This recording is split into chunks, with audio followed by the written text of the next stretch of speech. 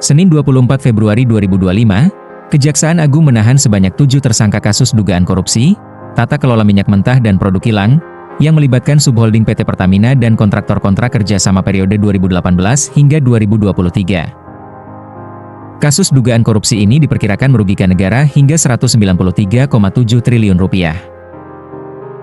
Kasus ini berawal dari Peraturan Menteri ESDM Nomor 42 Tahun 2018, yang mewajibkan PT Pertamina untuk mengutamakan pasokan minyak bumi dari dalam negeri. Namun dalam proses penyidikan Kejagung menemukan tersangka RS, SDS dan AP yang merupakan petinggi di anak perusahaan Pertamina, melakukan pengkondisian dalam rapat optimalisasi hilir.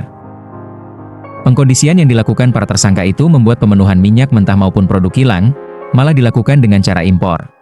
Pada periode 2018 sampai dengan periode 2023, pemenuhan minyak mentah dalam negeri seharusnya wajib mengutamakan pasokan minyak bumi dari dalam negeri, dan Pertamina wajib mencari pasokan minyak bumi yang berasal dari kontraktor dalam negeri sebelum merencanakan impor minyak bumi sebagaimana diatur dalam pasal 2 dan pasal 3 Peraturan Menteri ESDM Nomor 42 Tahun 2018 tentang prioritas pemanfaatan minyak bumi untuk pemenuhan kebutuhan di dalam negeri.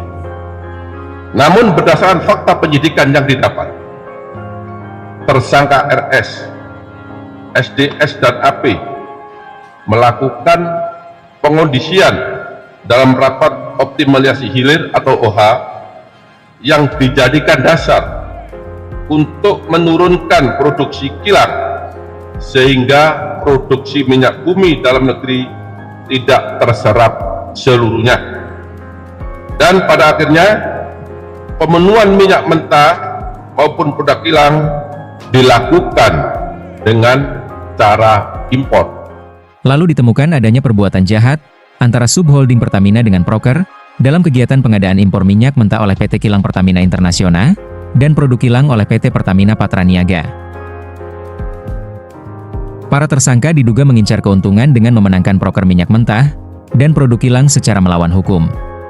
Menindaklanjuti temuan tersebut, penyidik Kejagung memeriksa sejumlah saksi dan ahli, hingga akhirnya menetapkan beberapa tersangka.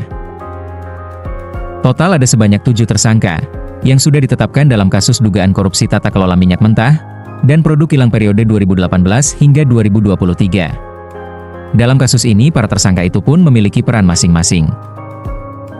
Rifa Siahaan atau RS yang merupakan Direktur Utama PT Pertamina Patraniaga bersama SDS dan AP melakukan pengkondisian dalam rapat optimalisasi hilir.